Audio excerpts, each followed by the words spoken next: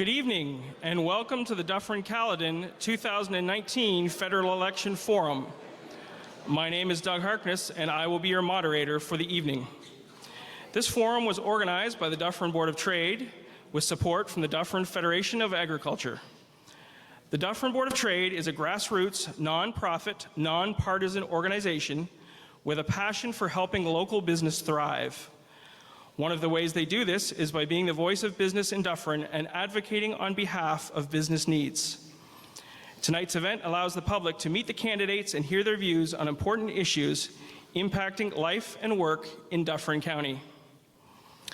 I would like to thank the candidates for putting their names forward to represent Dufferin-Caledon and for taking the time to be here tonight to speak about our community and the challenges and opportunities that lie ahead. Tonight's forum will be live televised and live streamed by Rogers for exactly 2 hours. With all 6 candidates participating tonight, there will be time for opening, closing remarks, and approximately 6 to 10 questions. Questions from the public were received for a period of 3 weeks prior to tonight via our website, phone, or mail. We received almost 60 questions from the public. A small Dufferin Board of Trade committee reviewed all questions, received and compiled a list of those to be asked tonight, covering as many different topics as possible. Candidates were not informed of the questions prior to the event. Following the event, the questions submitted from the public but not asked due to time constraints will be forwarded to all candidates. Their written responses will be posted on our website, www.dufferinbot.ca. We strongly believe that this modern format, which is done in many other communities, is the most fair and equitable way to allow as many different voter issues to be addressed by the candidates in the given time frame. Combining online and in-person viewing and the opportunity for all residents to submit questions which the candidates will either respond to at the forum tonight or in writing after, we can enable the candidates' messages to reach all interested Dufferin voters. I would like to thank each of you in the audience here tonight and those live streaming from home for your participation in this important civic event and for submitting your questions ahead of tonight's forum. Your questions have formed what is sure to be an informative and engaging discussion covering a broad range of topics. Thank you also to the Dufferin Federation of Agriculture for their support for this event and also to our local media partners for their help in promoting it. The forum will begin with each candidate's 5-minute introduction. We will then move into the question period, where candidates will have 2 minutes to respond to each question. Our candidates can view the countdown timer on the screen in front of the stage. The timer will begin after the moderator has asked the question and will give a 30-second warning and indicate when time is up. As the forum comes to a close, each candidate will have up to 3 minutes to give a closing statement. Candidates drew numbers a few minutes ago to determine tonight's speaking order. We will begin with candidate number 1 and move down the line. The next question will begin with candidate 2 and once again move down the line until every candidate has had a chance to respond to each question. I remind candidates and the audience that control of the floor rests with the moderator, and I ask for your respect and cooperation in that regard, although I don't expect anything else. I will now introduce our first candidate to give their opening remarks. Kyle Seaback from the Conservative Party of Canada.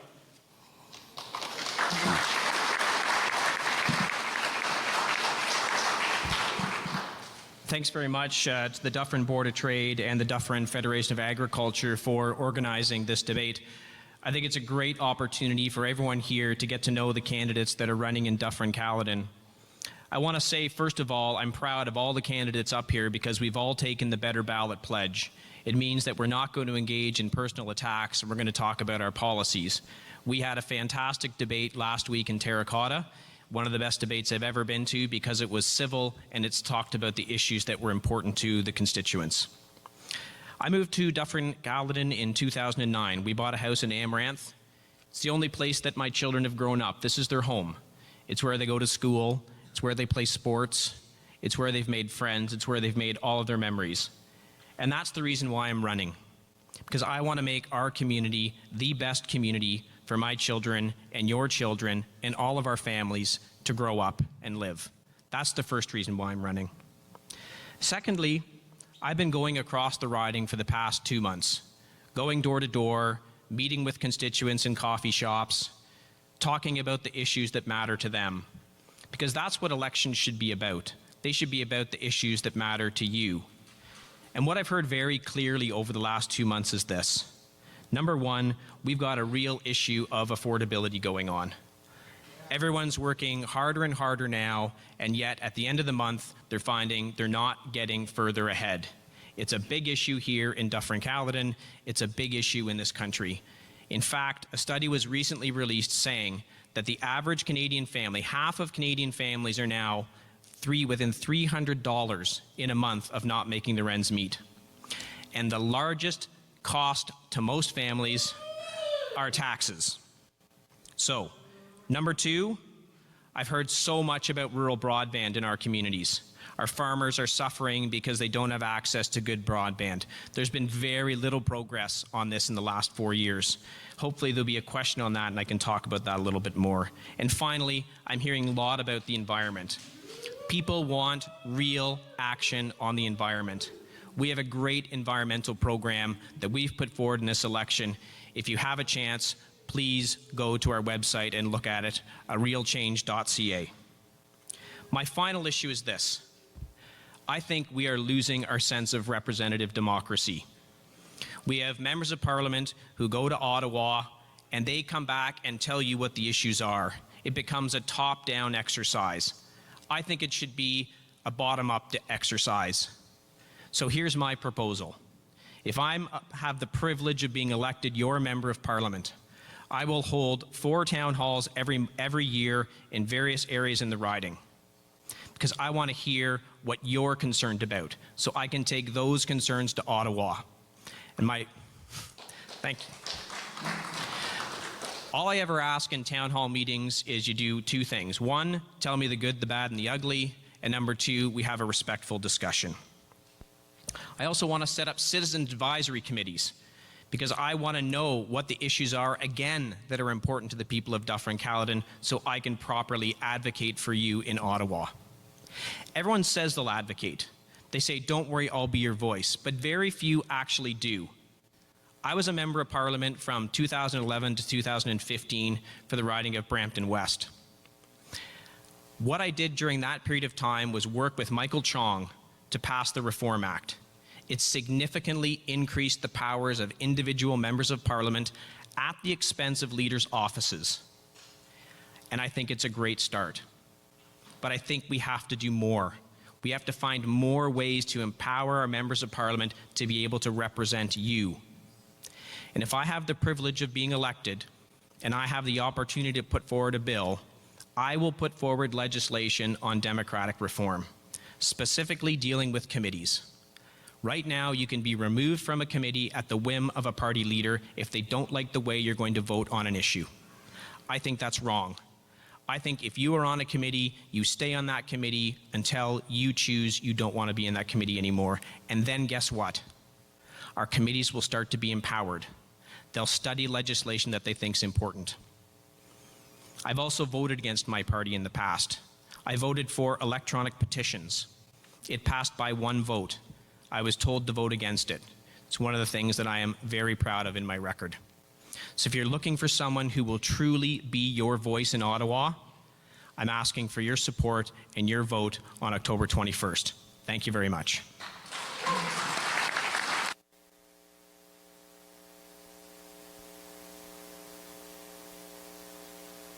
Thank you, Kyle. We'll now hear opening remarks from Chad Ransom of the People's Party of Canada.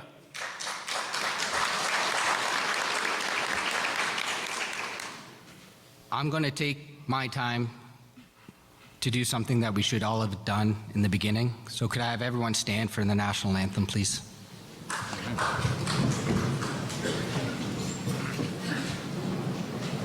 Oh, Canada, our home and native land, true patriot love, in all our sons' command. With glowing hearts we seize, rise, the true From far and wide, O Canada, we stand on guard for thee. God, keep our land glorious and free. O Canada, we stand on guard for thee.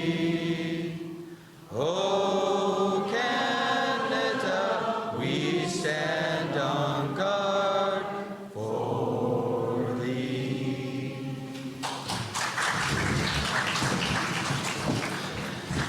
My name is Chad Ransom, and I represent the People's Party of Canada. The reason why I ran is because I love this country, and I love this country dearly. I was born and raised in Dufferin-Caledon, and I thought there was about time for a change. There was time for a change where the people had the party, had the power. It was time that we all came together. The People's Party, we're the new kids on the block. Sometimes we're a little bit misunderstood. But there's things in our platform that belong to everybody. If you're a classic liberal, you're going to love our stance on free speech. If you're an NDP, you're going to love our stance against crony capitalism. If you're conservative, you're going to love the way that we save money. And if you're a Green Party, you know that we're going to find a solution that saves the environment, not just the climate. I'm here today not because I wanted to be in politics, but because I felt I had to. Nobody was standing up.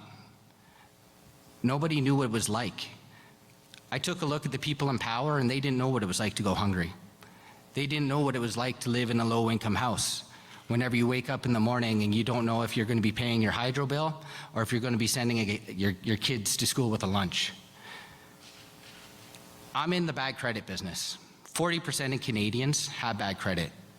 There was an old saying that you used to live paycheck to paycheck. The sad reality is, with places like Money Mart and these cash advantage, people are living from paycheck to midweek, and they get caught in this vicious circle.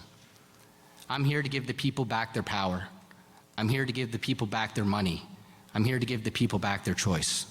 Vote Chad Ransom, People's Party of Canada. Let's take our country back.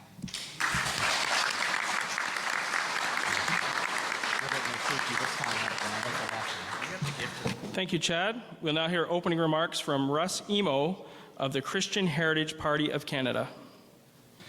Thank you. Again, like Chad had said, I'm going to kind of take a little bit from him. We're kind of the old new kids on the block. The Christian Heritage Party has been around since about the 70s, trying to get on the platform, and I think we have up to 50 candidates to date across Canada, so we're small, but we're growing. We are a pro-family, pro-life organization. We believe in the family unit. We want that family unit united together. I'm a proud father of 5 children, and I've homeschooled, well, I shouldn't say I, my wife and I have homeschooled since my oldest son, who's almost 30, since he was in 4th grade. He attends university in Durham, and my other son is also at the University of Ontario in in Oshawa as well. And we know what it's like to try and make ends meet. These young men, and I have another son coming up who will be university age next year. He's in 12th grade this year. We know what it's like for families to struggle. We know what it's like to try and meet the needs each and every day. We've been a single income family since my 30-year-old was in grade 4, just to try and give them the best education that we felt necessary for them. We know what it's like, but it doesn't stop with me. I don't want you to feel sorry for me or feel good about me. It's about our children.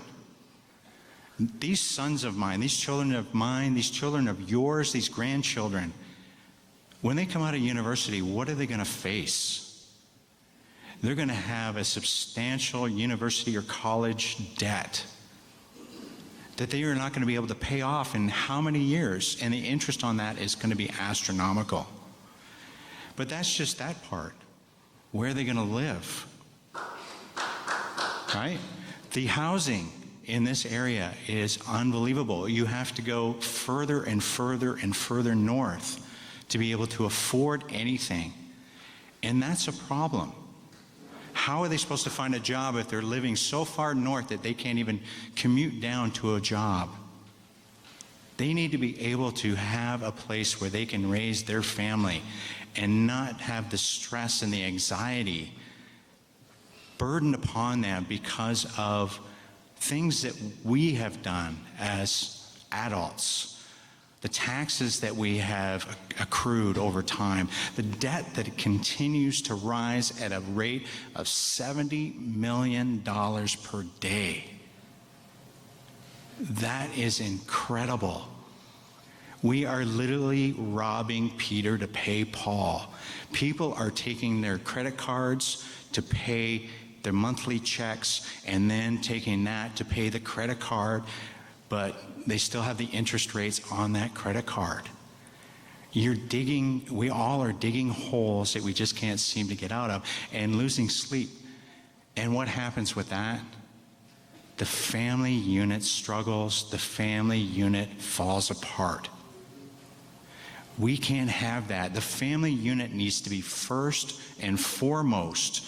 The strength of the family is everything in this country. I grew up in a happy family unit. We struggled at times, but we were there for each other. And we're losing that each and every day. We have families now that have to not only have both parents working, but they have to work part-time on top of a full-time job just to simply put food on the table. This cycle needs to stop. We need to put money back into each and everyone's pockets. It shouldn't be the government's choice of where they spend the money. It should be yours. It's your money. You work hard for that money. Why not put it back in your pocket and you decide where the money is to be spent? That's our platform, is to put the money back into your pocket for you to spend, and you decide where to spend that money, because it all comes down to one thing. We work for you. Thank you.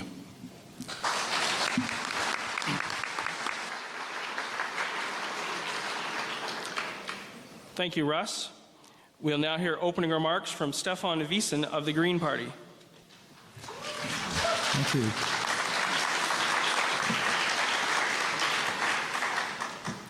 When Stefan Wiesen was 16 or 17 years old, and you asked him, what do you want to be when you grow up?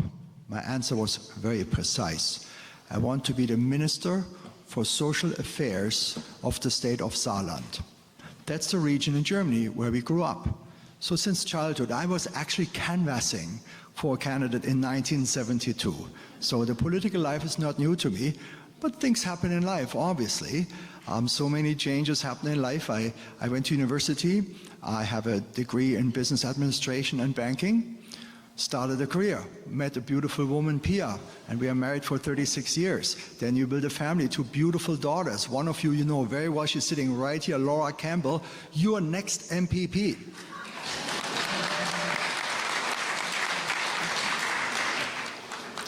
I have grandchildren, and it's good to see with the other candidates to share these family values. However, things are broken. So my platform is based on a very, very simple concept. It's called the 3 Ps. People, planet, prosperity. Let me explain. My green friends come to me and say, Stefan, how come you are green? Planet has to come first. I reject that objection. People have to come first. Because as we people have failed, by and large, to save our planet for the next generation. We have this runaway temperature rising on our planet. The climate crisis is something we, the people, have caused. So we have to start with people first. And our democracy, I mean, Carl touched on it, is almost broken. Let me write it properly. It's the conscious objectors. I never heard the term before until I started campaigning. Conscious objectors is a group of people who call themselves a name being proud of not voting. Well, they should get some phone calls from Moscow or Hong Kong, where people are risking their freedom and their life. A young person was shot in Hong Kong a few days ago. So democracy is something we have to work harder, much harder for, and repair this bickering. This one government comes in and does this, the next government comes in this, unravels this. Oh no, we can't all unravel it because now it becomes too expensive and all the voters are against it, so let's do this. We have to get consensus. We have to...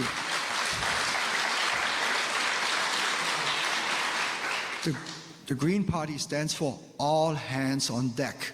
Have a consensus. Ask candidates here. We are almost becoming friends. Why? We have a great debate. No, I'm not cynical. We're having a great debate. We shake hands. We hug each other. Why can we not have that in Ottawa or in Toronto? That has to change. Planet. I keep that short. I'm a green guy. You know everything. We are not talking about climate change deniers. That's a waste of time. You either believe in it or not, so I can't convince you of anything else. But on the planet, we have failed as Canadians. I mean, we are only using 3.3% of our power generation through renewables, and that's outside of the hydro. And I hope an electricity question comes up, because I promise I will shine on this question.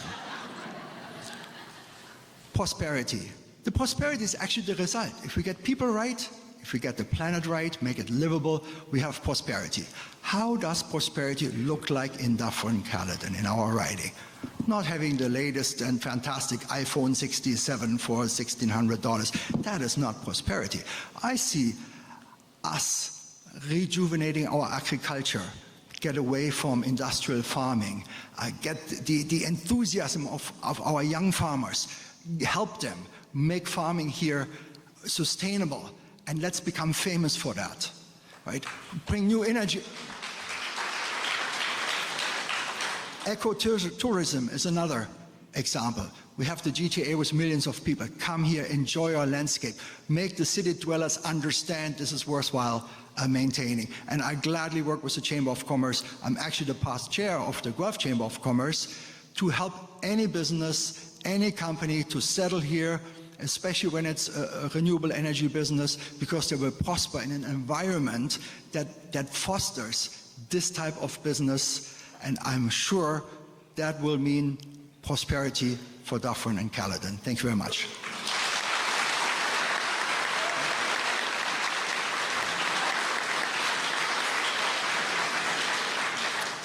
Thank you, Stefan. We'll now hear opening remarks from Alison Brown of the New Democratic Party.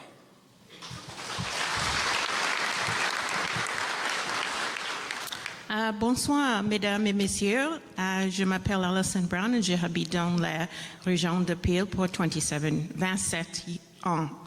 Hello, good evening, ladies and gentlemen. My name is Alison Brown. I'm your NDP candidate for Dufferin-Caledon. I'd like to thank the Dufferin Board of Trade and the Dufferin Federation of Agriculture for providing this opportunity for us to share our ideas about our political parties.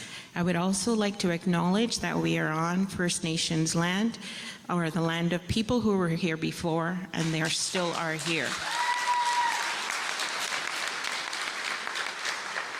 I have been a registered nurse for the past 30 years, and my business is caring about people, caring for and about people. And I don't live in the area, but I feel like a soldier. I feel like a soldier being called to serve, and I'm taking this opportunity to serve where I'm being called.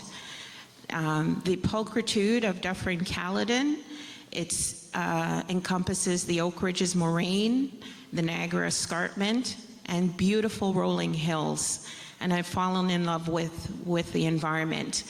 I've been out earlier this week, or last week, with the students on the climate strike, and was very proud to see your young people, our young people in the community, fighting for the environment, fighting for their future.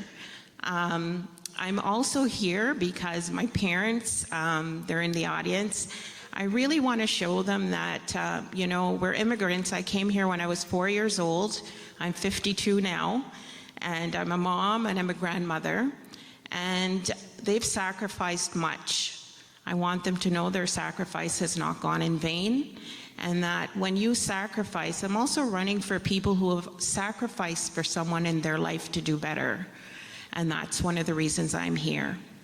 The other reason I'm here is because there are so many issues here, not only in Dufferin-Caledon, but globally. We have small business issues around taxes, we have affordability issues, we have healthcare issues, pharmacare issues across this nation, and I feel that I would be the candidate that would speak up and to echo your voices and your concerns in Ottawa. If you give me the chance to do that as the NDP candidate for Dufferin-Caledon. So I'll stop there for now, and I hope that being a registered nurse, I would be able to speak more to a lot of the issues on pharmacare as our population ages and you're living longer. To be truthful, a national pharmacare program will be one of the policies in the 21st century that will affect every Canadian across our nation. You may be blessed with good health right now and not have to rely on medication, but if you are on medication, or whether you're on working 2 jobs, you're in a precarious situation where you cannot afford to have medication, it's tough. It's not an easy thing. Door knocking in Dufferin-Caledon, I've met so many people on disability. Even a $4 dispensing fee is difficult for some people. And I want you to know this, my healthcare background is something that I will use to fight for you in Ottawa and to bring your concerns, echo your concerns in Ottawa. Thank you.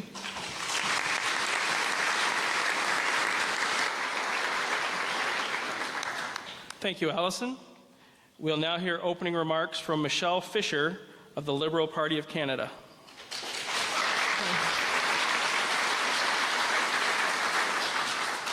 Thank you. Last week, like Allison, I was at the global climate strike, and the turnout was absolutely spectacular, especially when busloads of students, probably from here, ODSS and other high schools, poured out onto Broadway and led the march down to our town hall.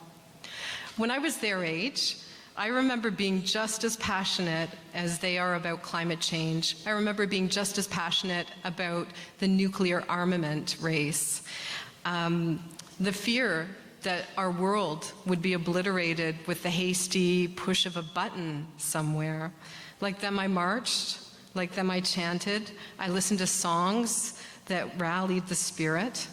And then came the Nuclear Arms Treaty of 1987. I realize that this year it has been rescinded, but at that time in 1987, I think the world sighed one big breath of relief.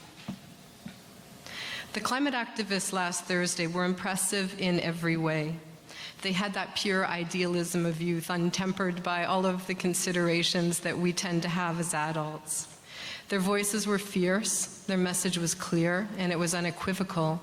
They feel like we, as adults, have not taken care of the planet, and they threw down the gauntlet and said that if we didn't do something about it now, they were going to take over and do it, and I believed them. It was quite the call to action. Now you all here tonight, you could be home having pizza, watching Netflix, enjoying your evening. But instead, you've come to watch 6 candidates talk politics for 2 solid hours, and there's only one reason why you would do that. Because you're interested, because you're engaged, and because you care. You care about what happens. Your issues might be different than the youth of today. You might care about agriculture, you might care more about the economy, about affordable housing, growing your business, but the passion is still there and the passion is the same. And I thank you all for being here tonight because I also care. I grew up in Georgetown, Ontario, not too far away, and I grew up in a political family. My mom was a politician, and she impressed on me a couple of lessons very early on. When I was 11, I remember she was running for school board trustee. It was her first time running, and of course I was very excited for her. And she sent me off with a friend to do a rural mailbox drop. Just put our literature in rural mailboxes, brave the dogs, and be on our way.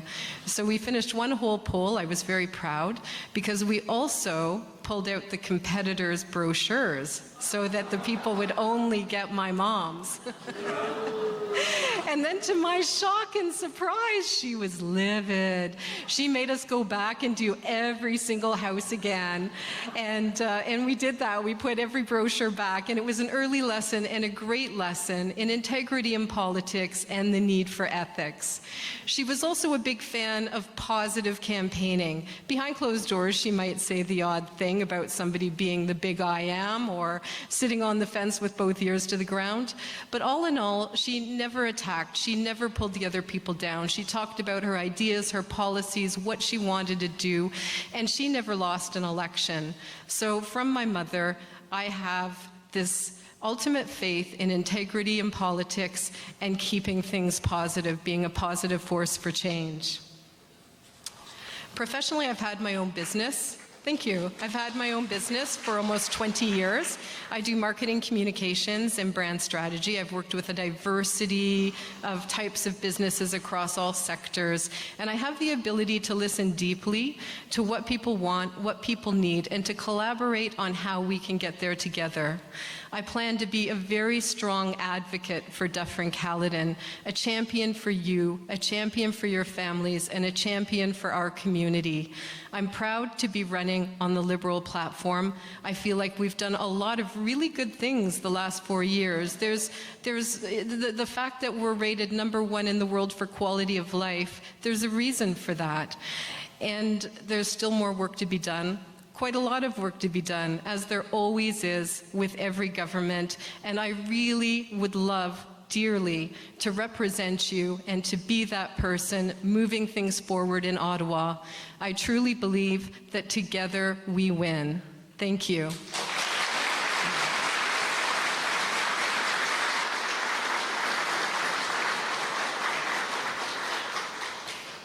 Thank you, Michelle. As passionate as I am about politics, I question if I'd be here tonight if the Leaf season opener was tonight instead of tomorrow. So we're now going to go to the question portion of our event, and we're going to start with question 1 in the same speaking order, then we'll move down the row. Each candidate will have a chance to answer each question, and they'll have 2 minutes. So question number 1, we'll start with Kyle Seaback. What plans do your party have for resolving trade issues and/or compensating farmers for lost market opportunities that are outside of their control? Thanks for the question. We've got a number of trade irritants that are going on. Some of them are historical, dealing with softwood lumber with the United States, and some are current right now, which are going on with China. The disputes with China have actually severely impacted farmers. I had a great meeting with the Dufferin Federation of Agriculture, and they've talked about how we're losing access to markets in China. And the main problem with that is the way the government has been handling the relationship with China. There has been a complete breakdown of the relationship between Canada and China over the last number of years. We've got 2 people who are right now being held in China under terrible conditions. China is now being allowed to dump steel for refineries that are being built out west. And we have tools at our disposal. Andrew Scheer has been very clear. We give $250 million to the Asia Infrastructure Bank. That money and that bank is primarily run by China. It's time for us to stand up to China and not say that we're going to be pushed around. We need access to markets. China is a country that respects strength.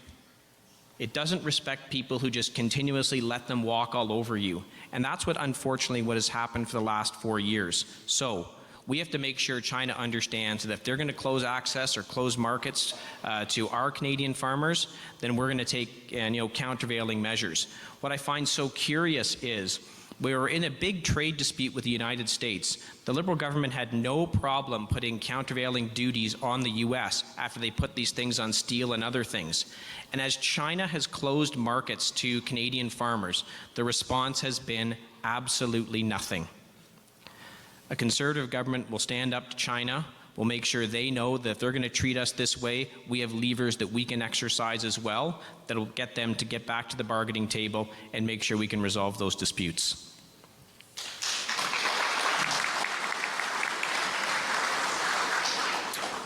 We'll now hear from Chad Ransom from the People's Party of Canada. A vote for Chad Ransom and the People's Party of Canada is a vote for a reduction in farm tax.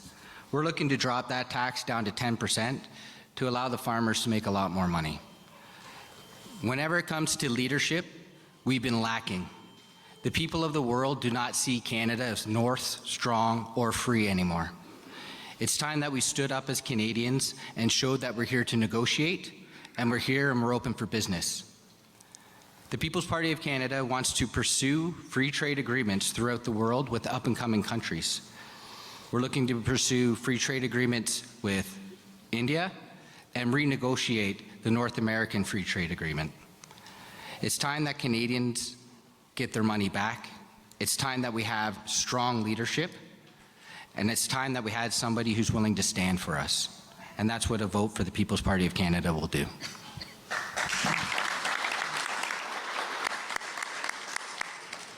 Thank you, Chad. Russ Emo from the Christian Heritage Party of Canada.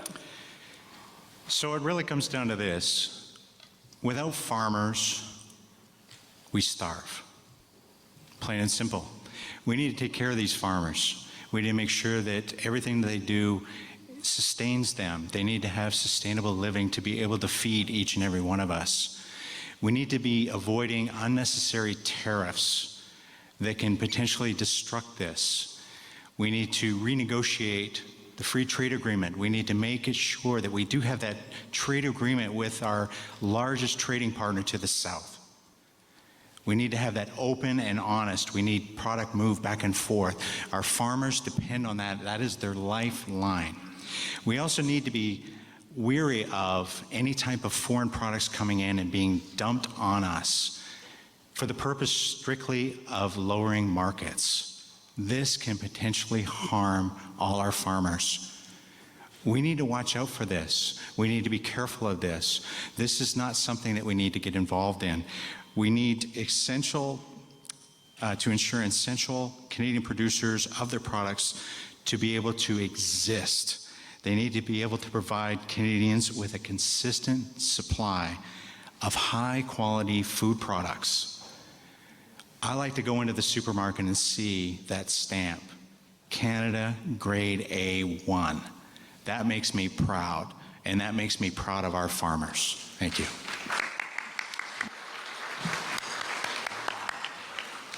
Thank you, Russ. Stefan Wiesen from the Green Party of Canada.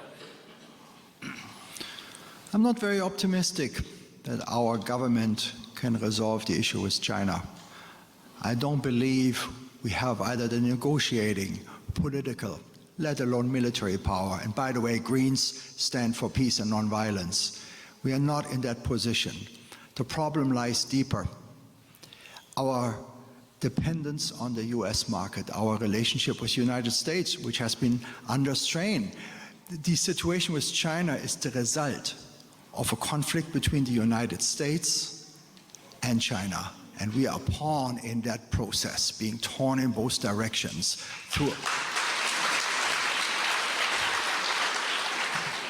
Because citizens of China are in custody in Canada, citizens of Canada are in custody in China. And this is all caused by strained relationships with the United States. We don't go to the table with the President of the United States, and I don't blame anybody who doesn't want to go on the table with the United States. But the thing is, we need to diversify our economy. As a chamber executive, I'm pro-free trade. We have to open ourselves to a global competition, and that's the point.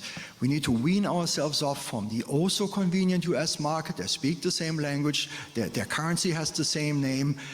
Let's be a global country.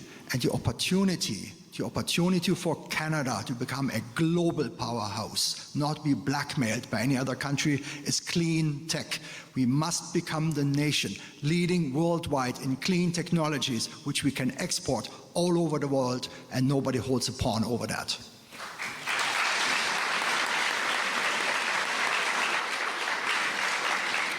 Thank you, Stefan.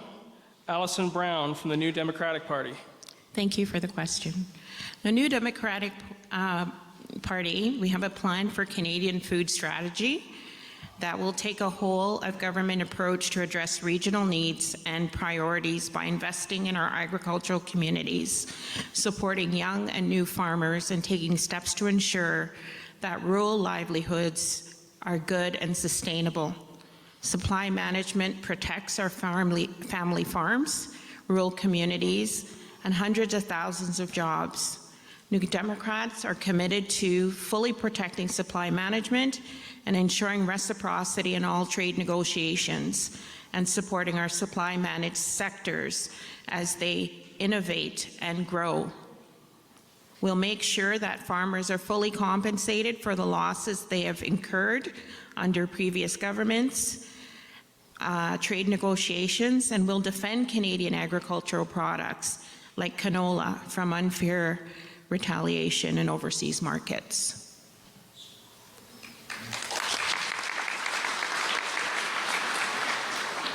Thank you, Alison. Michelle Fisher from the Liberal Party of Canada.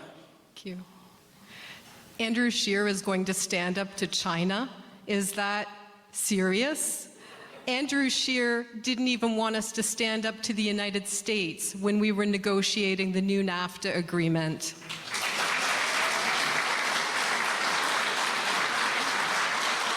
The Conservatives wanted Chrystia Freeland, the Liberal team, and the all-party committee who were working on the new NAFTA to just roll over and accept whatever crumbs Donald Trump wanted to give us. But we didn't do that. We stood up to Donald Trump. We negotiated a new NAFTA deal that's largely considered to be a very good deal for Canada, and we did protect supply management with our farmers as well. Canada is now the only G7 country that has free trade agreements with all other G7 countries. And that is something to be proud of. These trade agreements give our businesses access to billions of customers worldwide. And for our farmers, for our agricultural businesses, I'm really looking forward to meeting with you all at the next DFA meeting on October 8th. One of the things that the Liberal Party is pledging as part of its platform is to review Canada's risk management programs with a special focus on agri-stability. We agree that we need to help farmers manage serious and unexpected losses that come about as a result of a drop in commodity prices, climate change, and other calamities that occur. Farmers have my full support. When I say farmers feed cities, they also feed us. Farmers feed everybody, and we need to protect our farms and our agriculture for the future.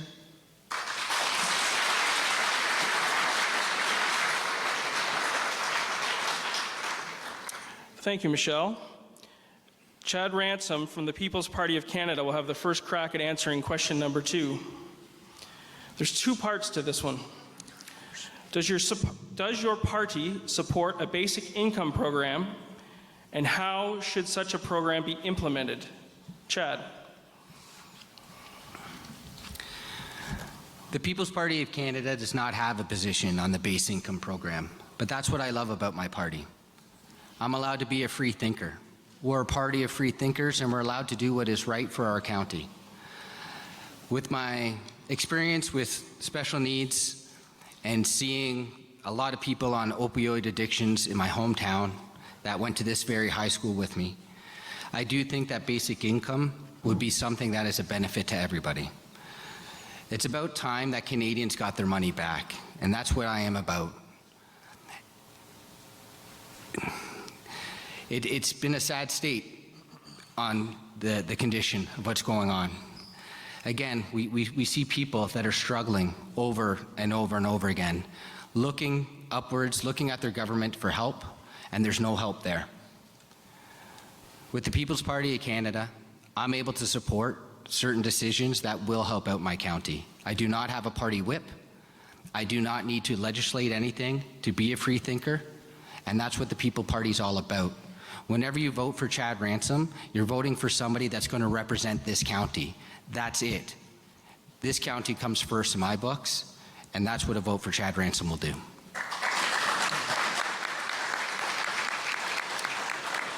Thank you, Chad. Russ Emo from the Christian Heritage Party of Canada. So it basically comes down to this: equal pay for equal work. And that's what we should be looking at. When we talk about a base salary, what is that base salary? Does it stay there, or does it continue to rise? Unfortunately, with everything that's going, the economy the way it's going, that base salary will continue to rise. And what does a rise in base salary do? It raises the price. It's an economic crisis. Every time our base salaries rise, our produce rises. Everything we have rises. And with that, also taxes rise. Because that 8% PST, the HST, all that stuff added onto that increases with everything that we purchase. We need to get it back where we can afford what we have now. We need to be able to work and have a sustainable income where we can purchase everything without having to worry about how we're going to pay the bill, how we're going to pay that mortgage. Every time we increase a base pay, inflation goes out of control.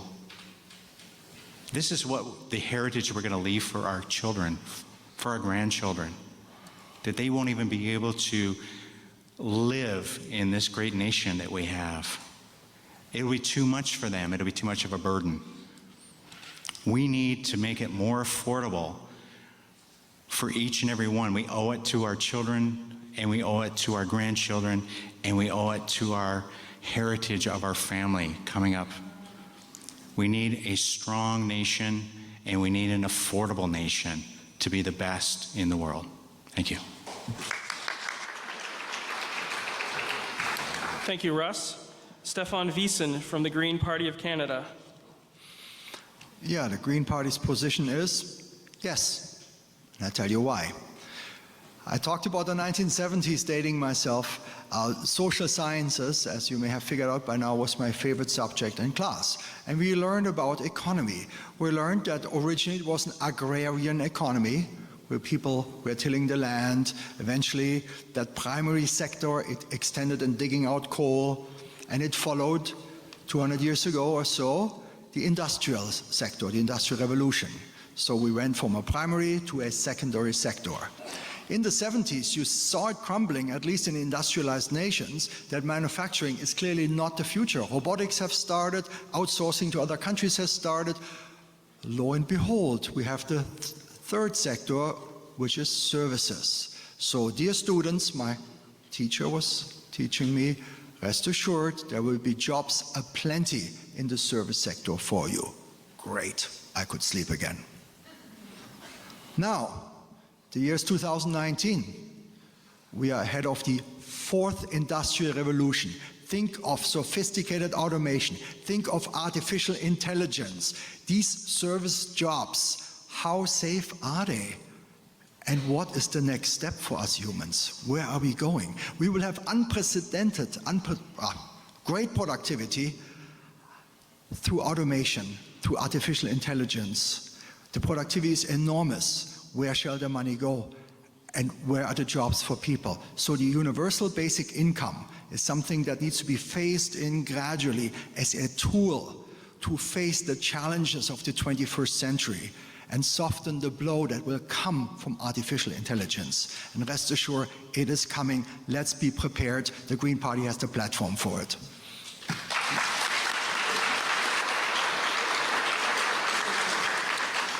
Thank you, Stefan. Allison Brown from the New Democratic Party. Thank you. We believe that everyone deserves a living wage, and in government, we'll put in place a federal minimum wage of $15 an hour that will cover over 900,000 workers. Not only will this help hundreds of thousands of workers, it would also set a national standard for a fair living wage. The other day, I was out canvassing and I met a woman. She works at Walmart, and she was really hoping that 4 years ago, the wage would have risen to $15 an hour. And you could tell in her voice, in her heart, that if it had just gone up that much for her, she would have been okay. She's someone who, even if you asked her if she needed help, she wouldn't. She came across as somebody who wouldn't take any kind of help whatsoever. She had 2 children. One was on the spectrum, who she has successfully gotten into college, and another child that was in college as well. And she was a proud mother who is still taking care of those kids, although they're adults. There are basically no sort of subsidies that she can, they qualify for because they've kind of aged out of the system. So a living wage of $15 an hour. Right now, without access to benefits like extended health coverage and dental care, temporary workers earn roughly 75% of what permanent employees do. So a divide that hits most vulnerable and precarious workers hardest and gives employers an incentive to limit the number of full-time positions that they offer. So this isn't right. So we want to put rules in place to require that part-time and contract workers be Thank you, Allison. compensated equally as full-time workers. Thank you.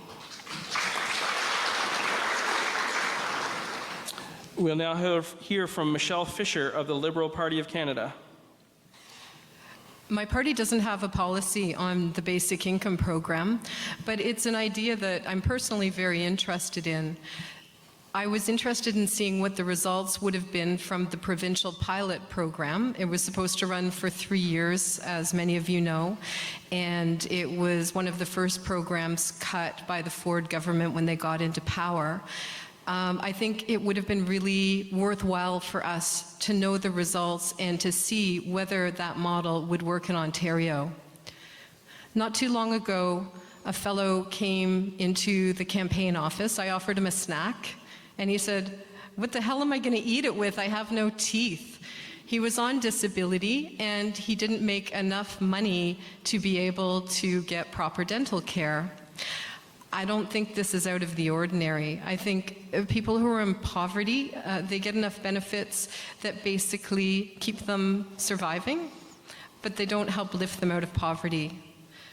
The Liberal government introduced a new Canada Child benefit back in 2015. It was one of the first things they did when they took office. And that child benefit has helped lift almost 300,000 kids out of poverty. And that, with some of their other programs, have helped more than 800,000 Canadians get out of poverty. That said,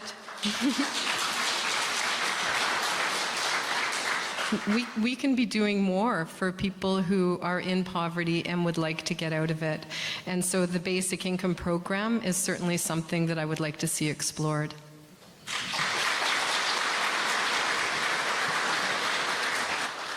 Thank you, Michelle.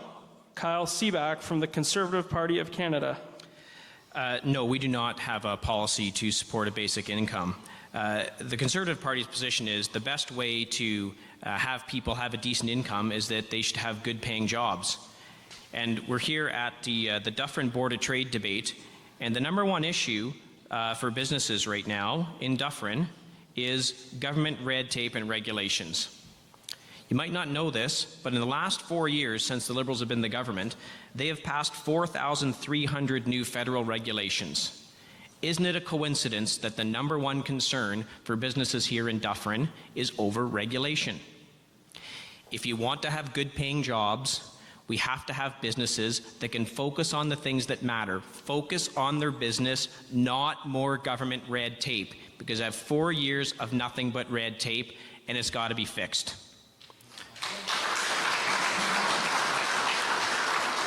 I want to use the rest of my time to respond to the comments Michelle Fisher made, suggesting that Andrew Scheer wanted to give away the farm to Donald Trump. That's absolutely false. He has strongly criticized the renegotiated trade deal. And if there are any farmers who are here tonight, you will know that so much access to dairy and poultry was given up in that agreement. I've met with the Dufferin Federation of Agriculture. They know very clearly they lost significant shares of their market based on the agreement that was negotiated by the Liberals. So to suggest that the Conservatives are happy with that trade agreement or would bow down to Donald Trump, that's absolutely false. And the real challenge we have now, after the last few weeks with our Prime Minister, is how will he negotiate anything on the world stage after the last 2 weeks that he's had? He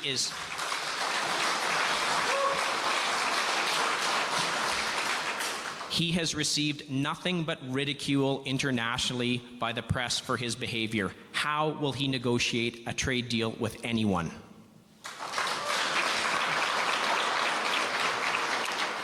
Thank you, Kyle. Russ Emo from the Christian Heritage Party of Canada will have the first opportunity to answer the next question. Rural Dufferin County has a lack of high-speed internet as well as spotty cell service throughout the county. Many people think this would be a federal election issue. What are your thoughts and plans to improve our service? Russ. Well, absolutely. There's not a person out there who doesn't own some form of electronic. Our people in our rural areas, especially, again, our farmers, they need to have access to the internet. They need to have day-to-day coverage so that they can access what's needed to help them. There could be new implements out there. There could be new products out there that they require. It may be something as simple as their tractor broke down, and to be able to fix what they have as opposed to have that piece of machinery sitting down and losing money waiting for the repairs. We need high-speed rural internet service to these people. It needs to be reached out. They need to feel like they're part of Canada like the rest of us. We have that World Wide Web thing, so we're all entangled together. I think they may feel a little out by not having this. I was away at a family camp this summer, and I struggled with that myself, so I know what you're feeling. I was used to having in-town 5K service, and when I was out in the middle of a campground and I couldn't simply access email, it's very disheartening. You feel out of touch. So we need to bring more of that and get the farmers, get the rural people, get them engaged and united with each and every one of us. Bring them back together, get them involved so that they don't feel like they are out. Thank you. Thank you. Thank you, Russ. Stefan Wiesen from the Green Party. Well, we are not all done yet, but I have my doubt. Nobody will say I'm against high-speed internet and better cell phone coverage. The question is, why don't we have it? The old line parties have been in charge of the CRTC, our federal agency in charge of these issues. Under the Harper government, they tried to have competition. Good news, I love competition. So several companies were bidding to enter the market here in Canada, and they all left in frustration. The red tape was unbearable for them, and competition would have brought pricing down. We talk always about the famous price in the US, which is less. So we did not allow competition. We made an attempt, and it didn't work. On came the Liberal government for the past 4 years. They said, okay, got to do something, and I apologize for getting a bit technical. It's a so-called 600 megahertz spectrum, which allows our domestic companies to deploy more high-speed internet and better cell phone services. The idea was born to do an auction of that spectrum 4 years ago, and it's not technically complicated. And finally, The auction happened in April of this year, and there were 9 bidders. So there is competition in the Canadian market, no question. But why did it take 4 years for the CRTC to come to grips? And that's the frustration with government. It's too bureaucratic, takes too long, and issues that are important to our citizens get stuck in administration. And that's not tolerable, and that is the single biggest reason why we don't have enough high-speed internet here in this riding.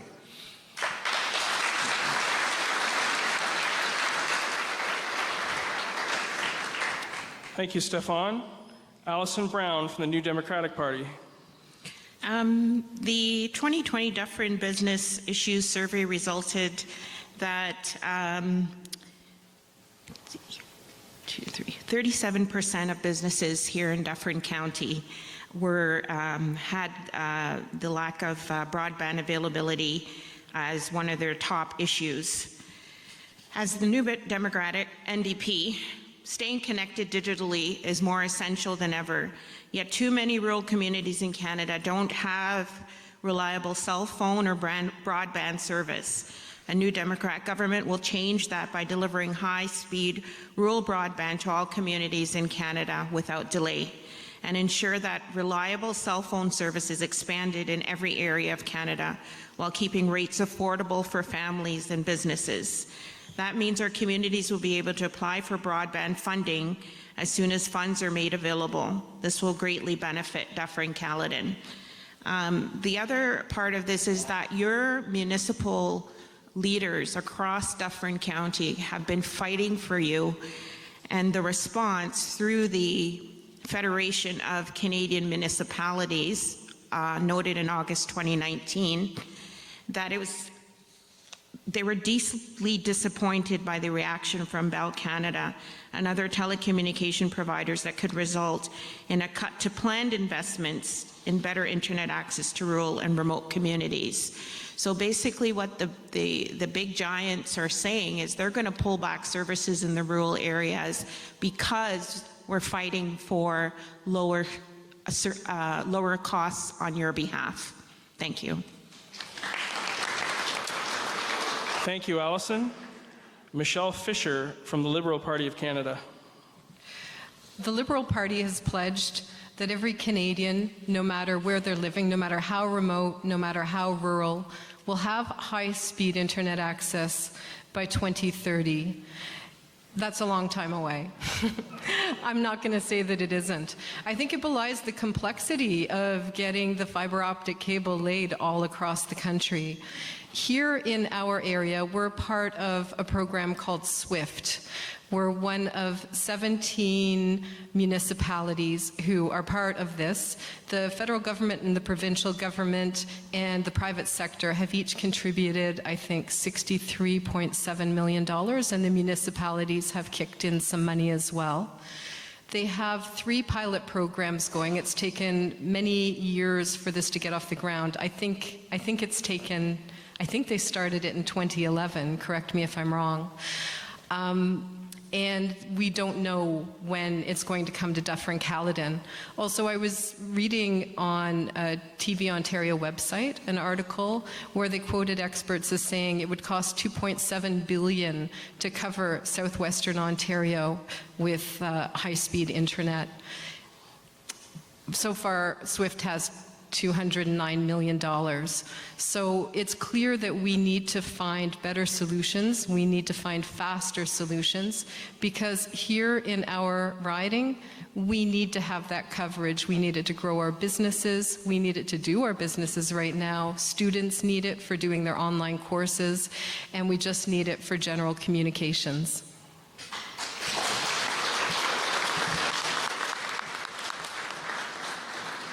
Thank you, Michelle. Kyle Seaback from the Conservative Party of Canada.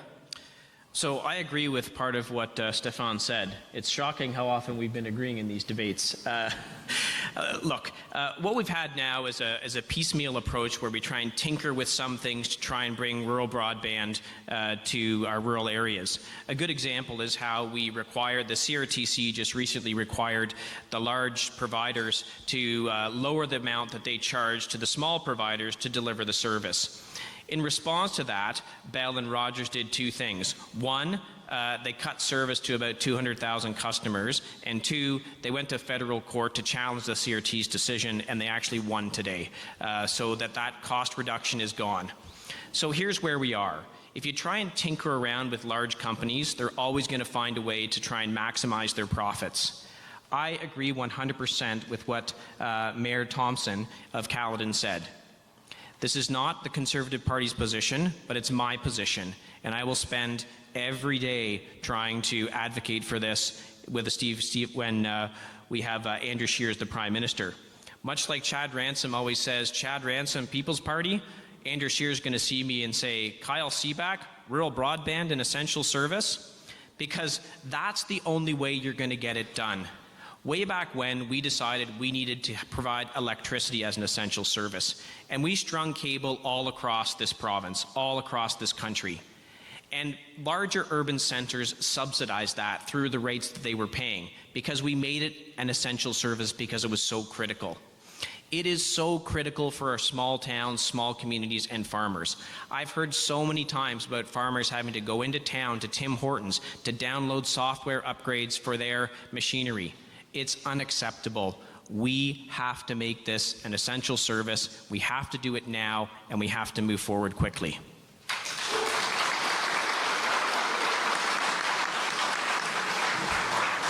Thank you, Kyle.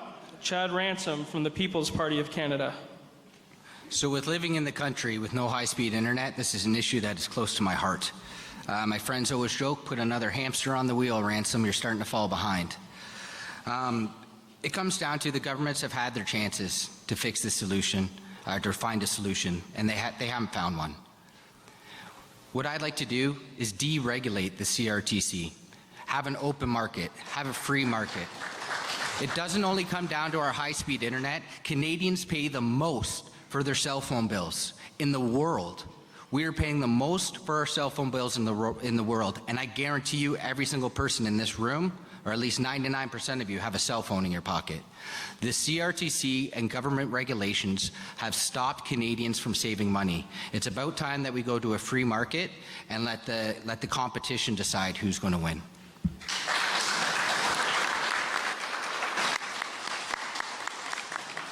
Thank you, Chad. Stefan Wiesen from the Green Party of Canada will have the first opportunity to answer the next question. What will your party do to support alternative energy sources to reduce the demand for fossil fuels?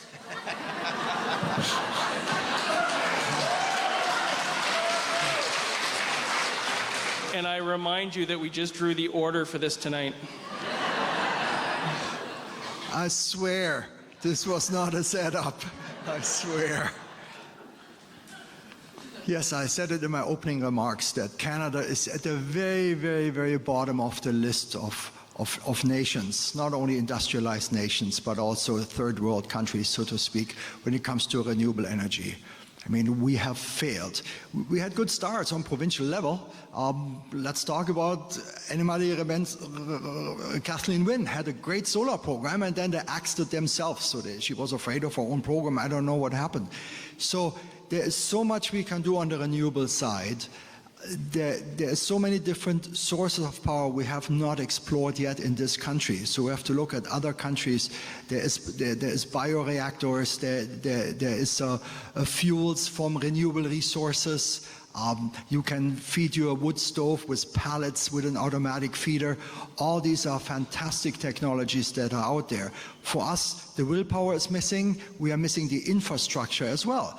The electrical grid does not go east-west. Quebec produces more hydroelectricity than they can use, but all goes down to the United States. So I'm not suggesting we are cutting the supply contracts with our... Well, because our name is not Ford, who cuts contracts and says he is open for business. So we will build a grid. We will build a grid, and that will take time. We can't say tomorrow we have clean energy from Quebec and Alberta. It will take time, but we have the ideas. We have the vision here, that's our Vision Green, to transition our economy entirely away from fossil fuels into renewables. We can do it if we have the political willpower, if we have to believe, and if we really sometimes listen to teenagers like Greta Thunberg.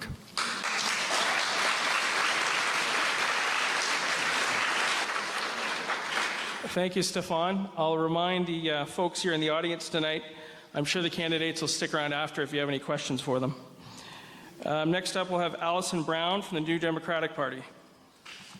Hey, thank you. Thank you for the question. In terms of renewable energies, we are trying to move away from fossil fuels. Our party will invest in 300,000 new jobs to help retrofit existing homes to make them up to standards in terms of the climate changes that are required. We will implement a climate accountability office that will ensure that we maintain our global temperature at 1.5 degrees Celsius, and that we will also implement a climate bank, which will be a bank that will have funds for companies that are geared towards innovative ideas around climate and new energy sources. Thank you. Thank you, Alison. Michelle Fisher from the Liberal Party of Canada. We're going to invest in the infrastructure that we need to make the transition easy and more affordable for Canadians across the country to start to drive zero-emission vehicles, to have our buses, to have our transit systems be net zero emissions. We're going to install 5,000 charging stations along the Trans-Canada Highway and along rural roadways, major highways that is. We're going to give people an incentive of a 10% rebate up to $2,000 to purchase used green vehicles. We're also going to invest $5 billion in the Clean Power Fund to support the electrification of Canadian industries and make Canada home to the cleanest mills, mines, and factories in the world. We're also going to be banning single-use plastics as early as 2021.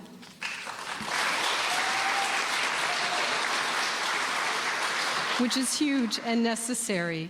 And we're also going to set new standards and targets for businesses that manufacture plastic products or sell items with plastic packaging to make sure that they take full responsibility for collecting and recycling their plastic waste. We're also going to encourage businesses to get into the clean tech market and to produce products that are net zero emissions. And we're going to do this by cutting the corporate tax rate for clean tech businesses, small and large, in half. Those are just a few of the main parts of the Liberals' climate change strategy.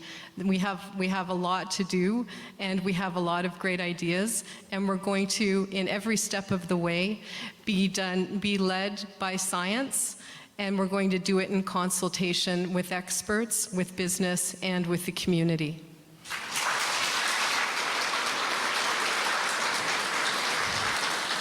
Thank you, Michelle. Kyle Seaback from the Conservative Party of Canada. Thanks. The key to any sort of climate change or alternative energy sources is investing in technology and innovation. One of our platforms that we have in this election is the Green Technology and Innovation Fund. And what that's going to do is it's going to lower the tax rate on income that is generated from green technology that is developed and patented in Canada to 5%.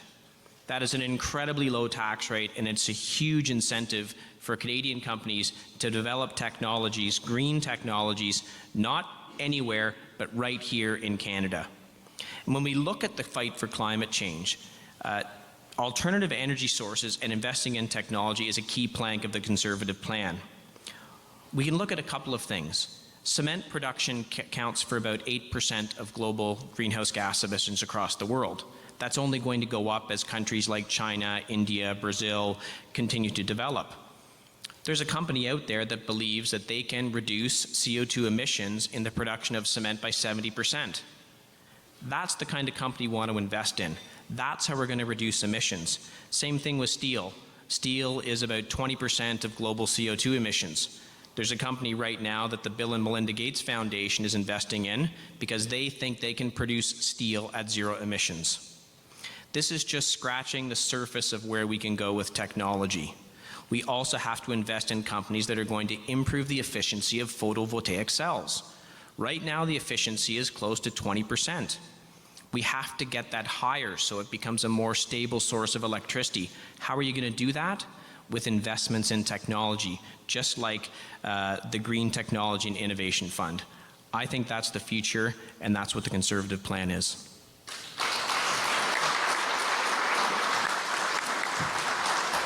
Thank you, Kyle. Chad Ransom from the People's Party of Canada. Oh, you've all been waiting for this one. My name's Chad Ransom with the People's Party of Canada, and I do not deny climate change. What I am not willing to sacrifice is the environment to save the climate. And whenever you're kind of looking at me a little strange right now, we have a technology already in Canada that's nuclear.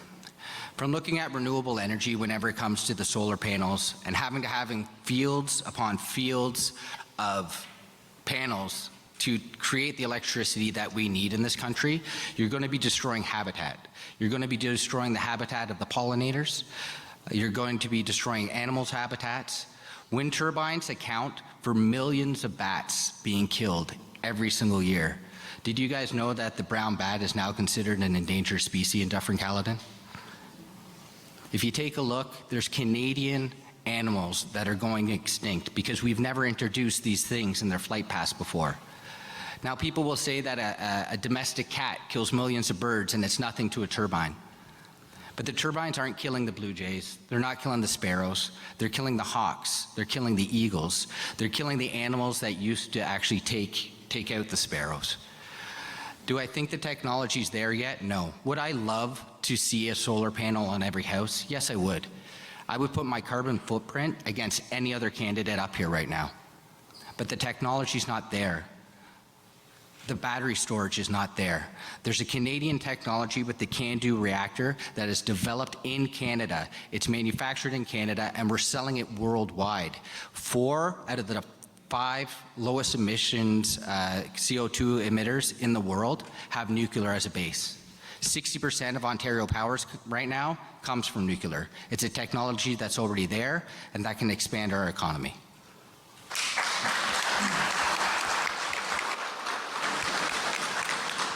Thank you, Chad. Russ Emo from the Christian Heritage Party of Canada. So when we talk about renewable energy, there is so many variances out there. I have talked to many, many farmers in my business in regards to the solar panels. These farmers have taken part of their property under a promise that if they give up a certain amount of their land and sign a 20-year lease, that they would be promised X amount of dollars for the electricity that was come back from the generation of these electrical panels.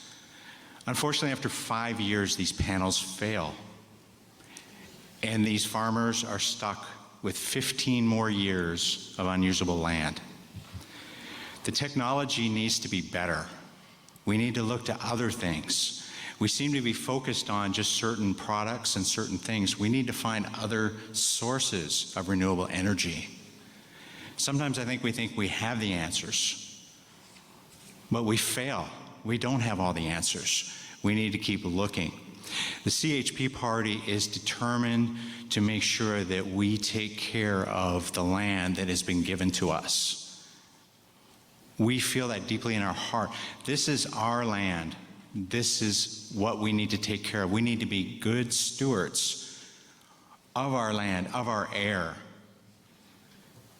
And we need to find that energy that we require that doesn't damage our land and doesn't damage our survival rates. And that's how we should be looking at that, is what can we do to protect our land and to have the necessary energy that we require each and every day. Thank you.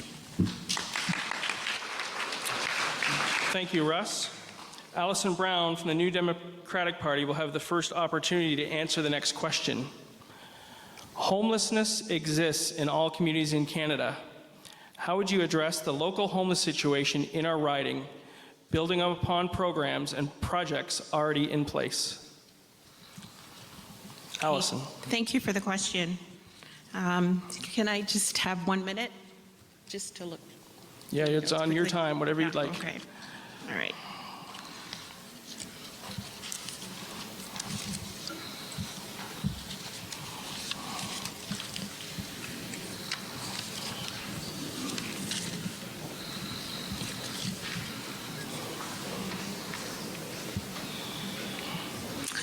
Okay, sorry about that. Sorry about that, everyone. So homelessness is a real issue. In terms of what the NDP would like to do is to create 500,000 homes across Canada.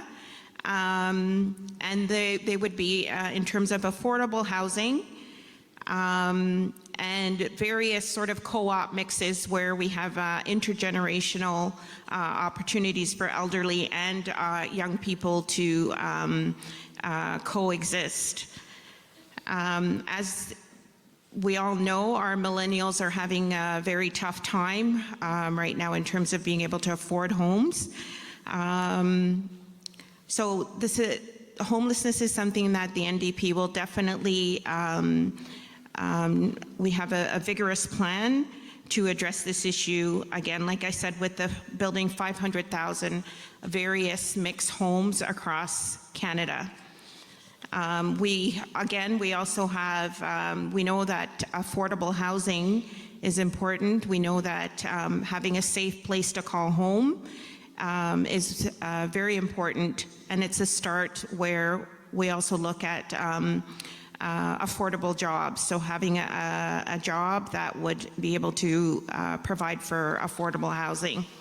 Tied into that would also be our Farmer Care program, which would also Thank you, Allison. Those that are homeless. Thank you. Michelle Fisher from the Liberal Party of Canada. Homelessness in Dufferin County is a largely invisible problem, but it is a problem that's very real for the people who are in that situation. Do you know what the waiting list is for social housing in this county? Because I heard from somebody that it's 43 years long. The solution to homelessness, one of the solutions to homelessness, is more affordable housing, social housing, and supportive housing. Supportive housing for people who have disabilities, for people who have mental health issues, for people who have addictions issues. And the only way that we can do that is to invest in it. The Liberal government created Canada's first ever national housing strategy. We are building affordable housing across the country, but I do think that we need to do more, and we need to do more in terms of working with the provinces and the municipalities to get some funding in place so that we can create more affordable housing for homeless people, for low-income people across our riding.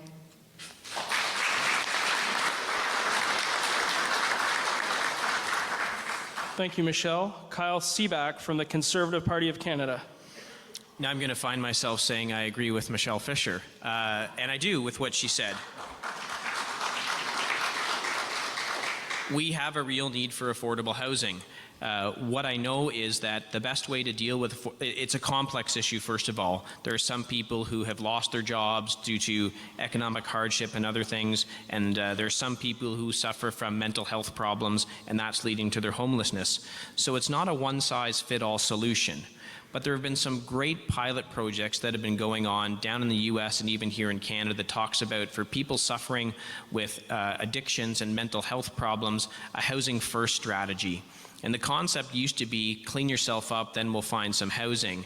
And how's someone going to do that when they're homeless? So there's been some great projects that talk about housing first for people dealing with mental health and addictions problems. I think we got to look at expanding programs like that. We need to build affordable housing. I 100% agree. I just don't agree that the federal government should be the one who's saying what affordable housing should be built. I think this is an instance where we look at what our municipal leaders think. They're on the ground here more than we are. They know what needs to be built, where it needs to be built, and then the federal government should be coming along and partnering with the province and the municipality to provide funds so that things can get built. And I think we got to do it.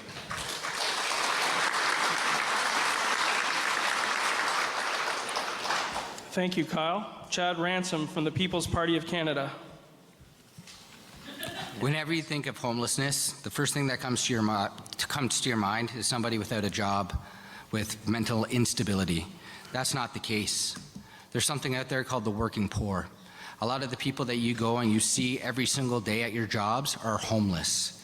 It's because there's a lack of good paying jobs out there.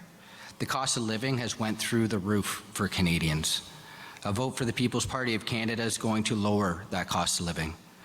We're looking to get rid of interprovincial borders, allowing the goods and services to travel from coast to coast. Right now, you'll have somebody making a product in New Brunswick that is cheaper to ship to the US than it is to stay within Canada. That's not fair to Canadians, and it's gouging us. Things like getting rid of the CRTC. You'll walk downtown Toronto and you'll see a lot of homeless people with a cell phone in their hands. Their bills are way through the roof. Working with the municipalities to come up with a plan, because this is my hometown and we are a bunch of free thinkers. It's about compromise and communication. A lot of the renters or landlords that have to rent out are hit with a capital gains tax. So they keep on raising the rent as soon as the taxes go up. We are looking to abolish the capital gains tax. In turn, we're hoping that that would help lower rentals for affordable housing. Thank you very much. Thank you, Chad. Russ Emo from the Christian Heritage Party of Canada. So when we talk about building affordable housing, why don't we put a twist on that and say, why don't we make housing more affordable? Wouldn't that be the key? We have houses here. Let's make them affordable for those individuals. These kids can't afford, or we can't afford, $700,000, $800,000, $900,000 homes. They can't afford this. And what are we doing about that? That's why these people are homeless, because they just cannot afford to buy a home. They don't have the access to that. We need homes that are more affordable. We have a few institutions here in Orangeville that actually assist in homeless. We have a few shelters. What's unfortunate about these shelters is that they depend on donations. Why aren't they funded? If they are assisting the homeless people, why do they have to beg, borrow, and steal to pick our most vulnerable people off the streets and bring them in and give them warmth in the wintertime and maybe a hot meal for the first time in a day? We need to reach out to these people. We need to make homes more affordable so that these people have a place to live, something they can call their own. Each and every one of us needs a purpose in life. If you wake up in the morning and you don't have a purpose in life, how do you get through that? I've always instilled that into my children. You need a purpose. If there's a purpose, that'll drive you throughout the day. So for this, I'm giving each and every one of you a purpose today. Find somebody that maybe is homeless. Buy them a meal. Take them out. Buy them a coffee. Be there for them, and maybe give them your cell phone number so they can text you when things aren't going so well in their life. Thank you. Thank you, Russ. Stefan Wiesen from the Green Party of Canada. Yes, I find it very remarkable, and not contradicting any of the previous speakers, that we put homelessness and affordable housing almost in one sentence. We lump it up. That is a shame for a country like Canada. Clearly, there were many failed policies. We need to tackle, say, if you look at homelessness first, We have to treat mental illness problems properly. We need to do this properly. We need to remove barriers. We need to remove barriers for people who are mentally ill and acknowledge the illness and cure the problem at the root there. So, however, other people are homeless as well. They may have fallen into really, really hard times. That happens. That's where a universal basic income is the parachute for those. That is your baseline. Now let's come to affordability. I have actually another daughter who lives in Toronto. We are not talking about renting a place in Toronto. This is brutal. But that is, again, failed policies that a government can quickly address. For instance, we put GST on rents. That should be removed. That would bring rents down right away out of the gate. We should tax speculation higher. The amount of apartments being empty in Vancouver above all, but also Toronto where people speculate, that takes away supply. We have more demand than supply, so we have to look, how can we increase supply? Young homeowners, through the first-time homebuyers program, become speculators. They start their career speculating. Maybe we need to rethink this. Maybe we need to think of a home, as you say beautifully, as a home for a person or a family, not a speculation object. And that's where a decisive government can take action that will get traction very, very quickly.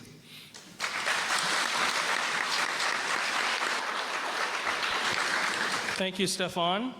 This will be our last question, and it will be directed at Michelle Fisher from the Liberal Party of Canada First.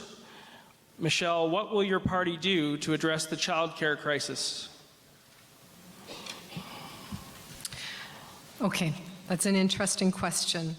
One of the things that we have pledged to do is to increase the number of spots for before and after school childcare by 250,000 across the country.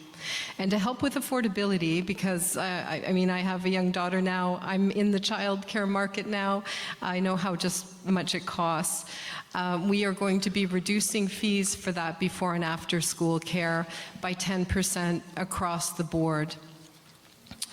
We have also been working on creating a secretariat to take a look at initiating a national child care program so that we can have more spaces across the country, and more spaces here in Dufferin-Caledon would come with that, of course.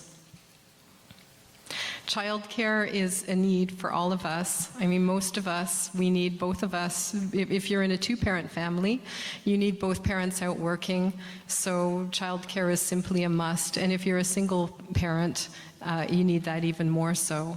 So I have a personal commitment to seeing more childcare funding and more childcare spaces for all of us.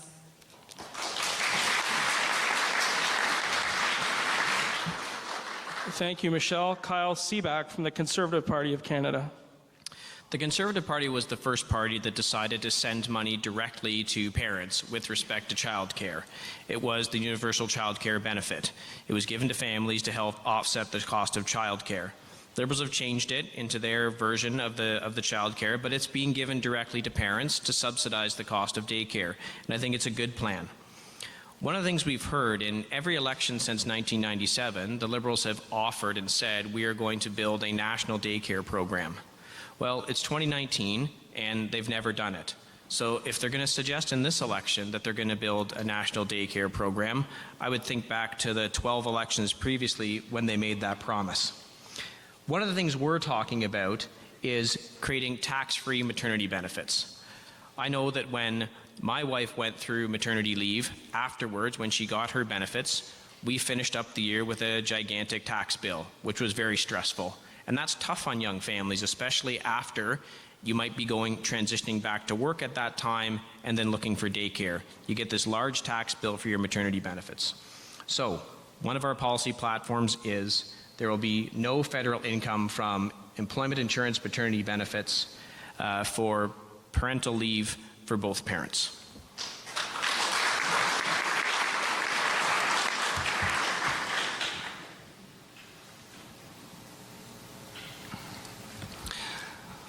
With my wife working in the daycare industry in a lower income part of town, She's told day in and day out that they just wish they had more money in their pockets.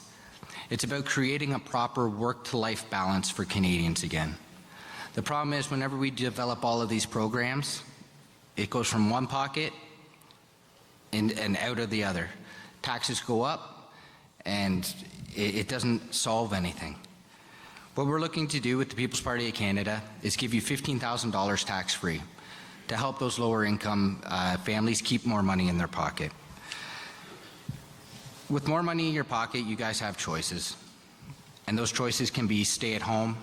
Again, a single parent family is going to be able to get that dollar to go further. Whenever it came to me and my wife, I had 4 children. My wife wished she could have stayed at home. Unfortunately, we weren't able to afford it. If I was able to have more money in my pocket, I wouldn't have had to pay for daycare because it was pretty much a wash at the end of the day. A vote for Chad Ransom with the People's Party of Canada will put more money in your pockets and give you guys back your freedom. Thank you.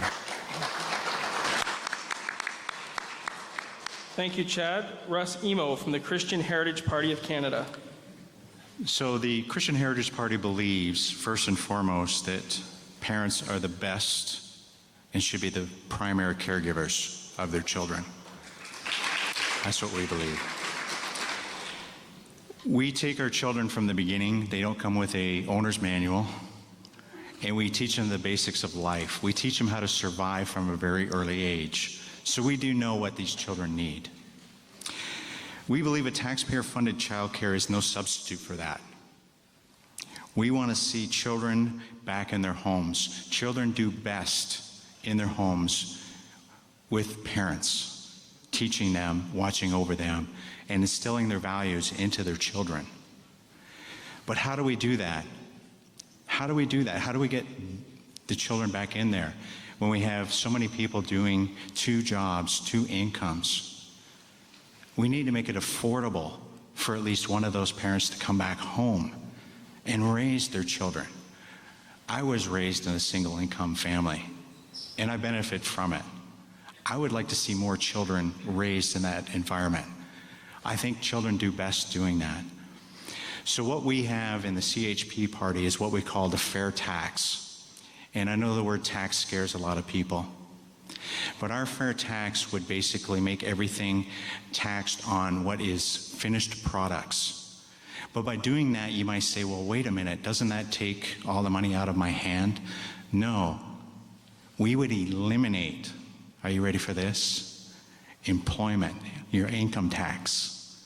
The income tax that you pay each and every paycheck would be eliminated so that the money would go back into your pockets because we feel that you know how to work best with your money. Thank you. Thank you, Russ. Stefan Wiesen from the Green Party of Canada. Well, bad news. Bad news, the Green Party will continue taxing you.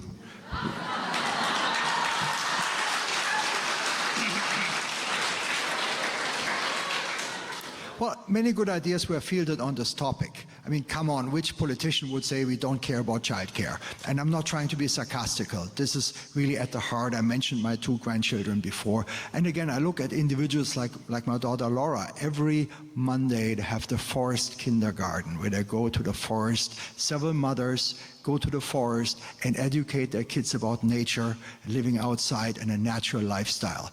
To make this more possible for more families, and it has been fielded before, we don't want the government to set up childcare centers like we had it in East Germany, not a good memory for people there. We want to enable and empower mothers, whether mothers in any type of family or single moms, empower them through money, through education, to look after their children. And that's how a green policy, all in all, starts working together. We talked about the internet. A high-speed internet connection allows this single mom, let's stick with this example, allows the single mom to work from home, makes a great income, maybe in the IT industry, and then look after the children. So it's not about government doling out money. Yes, social programs are important to the Greens, but it's also about have our citizens have some decisions to make, what works best for their families, and that's certainly, I agree with you on that point. Have a variety of initiatives available for parents, for moms, and the future of our children. Clearly, I said it, we are the party with a vision, and that vision is for the next generation. Thank you. Thank you, Stefan. Allison Brown from the New Democratic Party. Thank you for the question. It really does take a village to raise a child. The child care you need should be there when you need it, with a licensed provider who is making a fair wage. We'll work with other levels of government, Indigenous communities, families, and child care workers to ensure that care is inclusive and responsive to the needs of all Canadian children. Public early childhood education and child care that is affordable and available to all families helps our economy and gives parents real choices. We will build on the work to make child care better for families by investing $1 billion in 2020 and growing that investment annually along with the provinces and territories. We're on the side of parents to ensure affordable, quality child care for all, because no one should be forced to choose between having a family and having a career.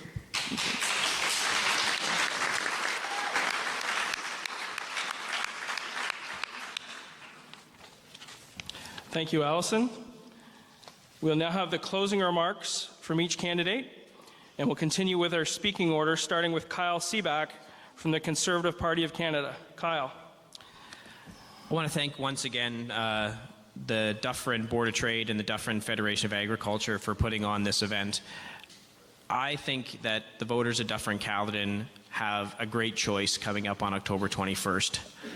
Everyone here is passionate about our communities. They want to make this country a better place, and anyone you choose to vote for, I think, is a great vote.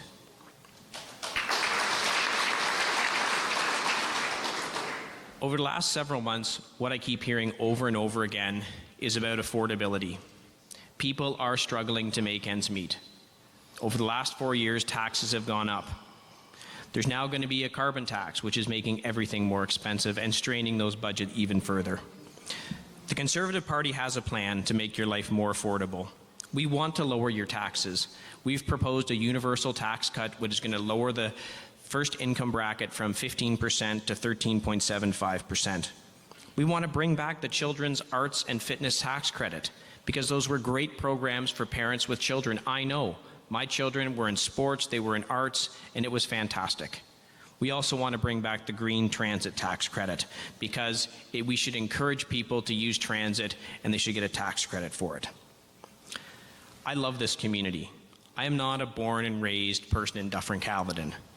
My family made the choice to move here because we thought it would be the best place to raise our children, and it has been. My children have grown up here, they've made their friends here, their lives are here. And I think we owe it to all our children and our families and our parents and grandparents to make this the best community possible, not just for ourselves, but for our children as well. I want my children to go to school, whether it's trade school, university, or college, and then I want them to come back because this is such a great community to live in. We've got to work on the environment, there's no doubt. I think we have a fantastic environmental plan that's not only going to fight climate change, but it's going to protect our waterways, protect our green spaces. But one thing we don't talk about when we talk about leaving a better planet to our children, and that's the massive debt that's being run up right now by our federal government.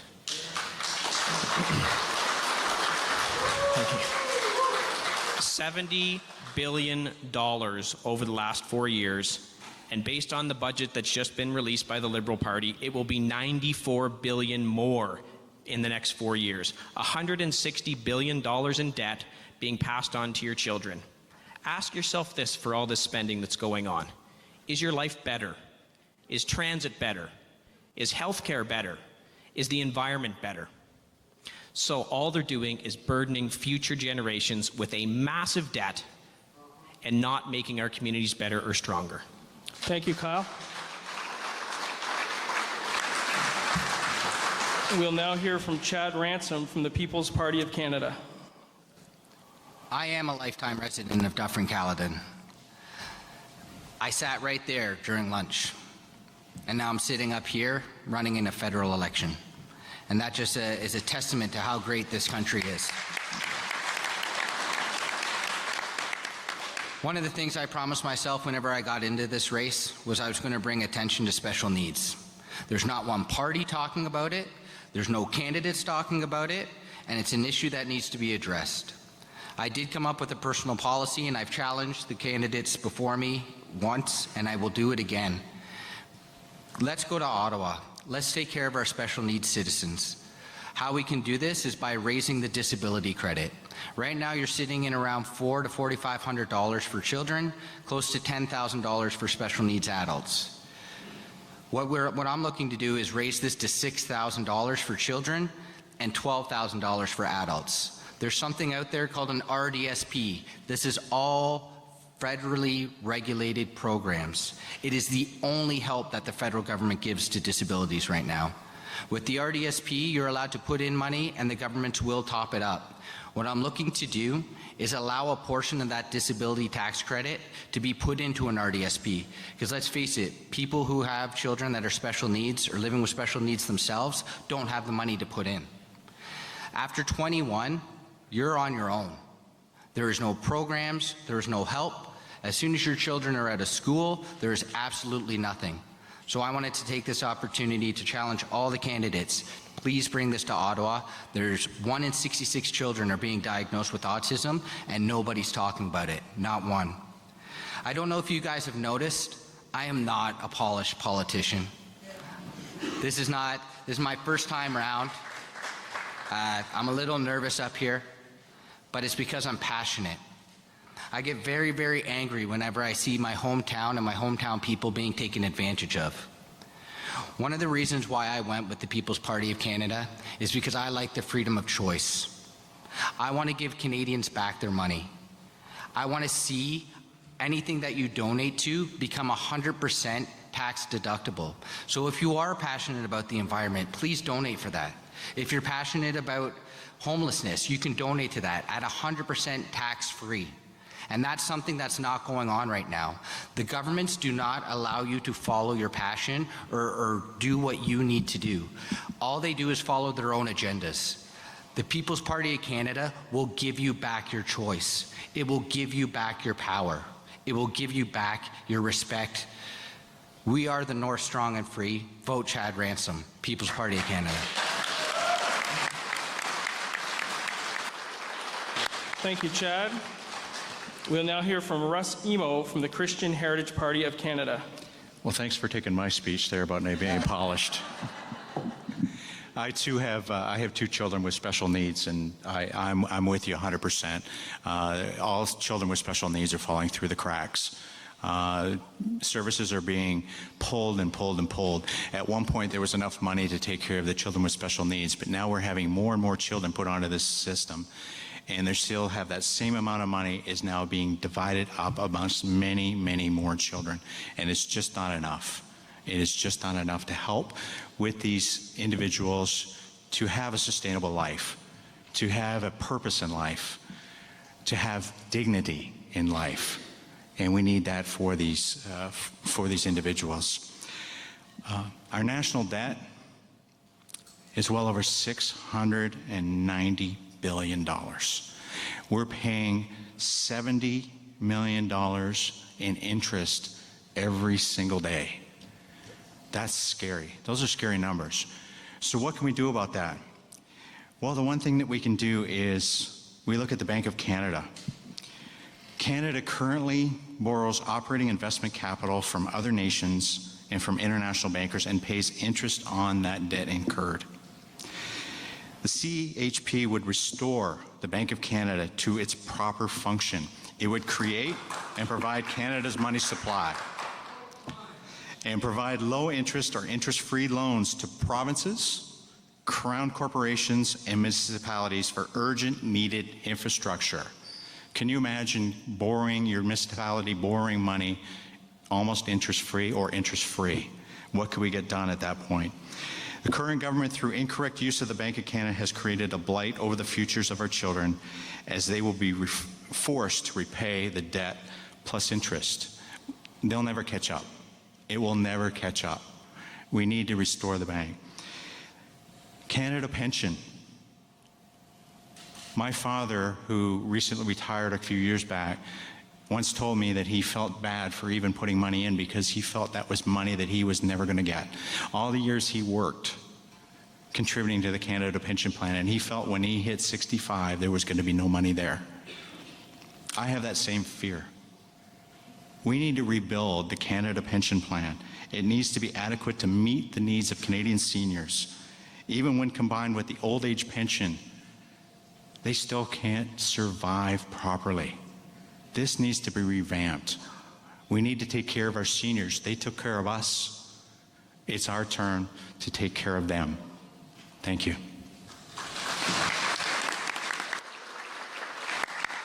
Thank you, Russ. Stefan Wiesen from the Green Party of Canada. Oh my, lots of promises. Can any of you in the room write down 5 promises made tonight by all the candidates? Maybe not. This is a bonanza of promises, and I took a big risk. The Green Party has promises as well. We have great programs. We have it on our platform. This is a long-term plan we have. I took the risk not coming with promises which you like, no taxes, less taxes, more taxes, doing all the good things for everyone. This was not my intention. We find that extremely many people at this election are undecided voters. Why are you undecided voters? Will you vote for someone who gives you the best promises? The Liberals released their platform yesterday. The Conservatives don't have a platform. These are things, talking points, promises that the strategists have come up with, of saying, oh, people want to hear about this, they have this problem, especially on the climate. I simply do not believe all of a sudden the Conservative Party becoming a climate change activist. If you look at their provincial governments, look at Alberta, look at Ontario, reversing climate action, reversing. That is not a credible policy, not at all. So the same, the Liberals, great. I mean, flattery, no, how do you say, right? Copying is the highest form of flattery. I mean, the Liberals printed this in green font. Great program, Michelle, and it's not against you, but the Liberals are not credible either. As long as you build a pipeline and subsidize $3.3 billion to the oil sector, you have no credibility when it comes to climate change.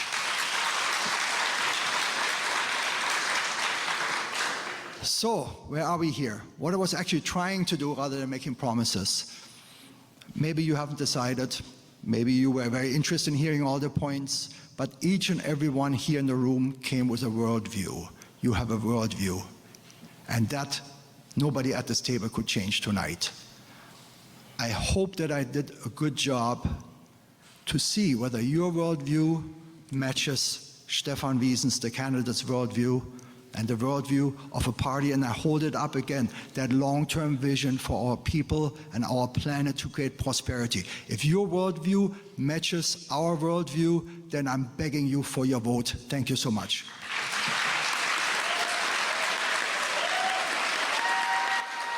Thank you, Stefan. We'll now hear from Alison Brown of the New Democratic Party. Thank you. I'm not any different from anyone else. I have concerns about our environment locally and globally. I worry about the R word, recession, the injustices that many people are facing today, and wonder about the basic civility we have towards each other. What keeps me up at night is the concern for our nation's children and grandchildren and great-grandchildren's future. I wonder if as a parent, are we doing the best we can by them for their future? As a registered nurse, we are taught to ask the right questions, think critically, and make the best decisions based on sound evidence and best practice. Based on the discussion here tonight, I ask that you give the NDP a chance to represent your voice in Ottawa. Human beings are the greatest resource in any nation. We are the only party that has a plan in place that will invest in your health, in you and your health, that will affect every Canadian across the nation since the institution of Medicare. In me, you will have someone who listens to everyone, is flexible in my thinking, willing to work hard on your behalf, who cares about people, and who tends to put the needs of others before my own. I am not ashamed to say I don't know something, but I will definitely be accountable to get back to you with the answer. Thank you.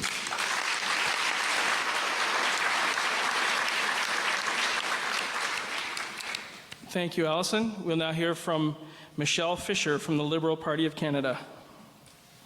Stefan, on Thursday, you said that the Liberals didn't have a full party platform. What a difference a few days make. We have the Choose Forward platform. It's at liberal.ca, and it's a beautiful read. I encourage all of you to go onto the website and review it, and really read what it has to say and understand where we've come from and where we're going to. We invest in Canadians, and I'm not going to apologize for that. We're investing in Canadians because it's a smart thing to do. When we invest in the middle class, when we invest in the Canada Child Benefit so that families have additional income, an additional $2,000 in their pocket a year with the middle class tax cut combined, when we do that, we give people more spending power. We help create jobs. We stimulate the economy. When the Liberals came into power in 2015, the economy was sort of not doing very much. Over the last 4 years, we've managed to create 1 million jobs, 75% of them full-time jobs, good jobs. And when you talk about debt, our debt to GDP ratio is the lowest by far of any G7 country. They look at Canada and they want to emulate us as a model. The Globe and Mail, which I think we can all agree is a fiscally conservative-leaning newspaper, wrote about this, that Canada's debt is not heavy and increasing. It's light and shrinking as a percentage of GDP. And our service costs are just 1% of the GDP, also the best in the G7. What we've been able to do, though, is invest in Canadians and move forward on the economy, on the environment, on social policies, and on human rights. This is a good thing for Canada, and we want to keep it going. Kyle, thank you. Kyle mentioned that he believes we need democratic reform. The Liberal government has brought in reforms to the Senate, which is, who's done that before? Not in my lifetime. They are also pledging to give more time for private members' bills. We've had more free votes. We are part of a party that is reforming things on the ground. The idea of having a citizen advisory committee to tell me what you're thinking, to me, is an unnecessary level of bureaucracy. We don't need to add bureaucracy. My door is open. You can contact me directly. I don't want anything coming between you and me. Thank you.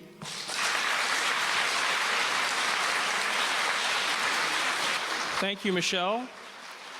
That concludes tonight's forum. I would like to thank the candidates for being here tonight to meet with Dufferin County voters and to respond to important issues ahead of the election.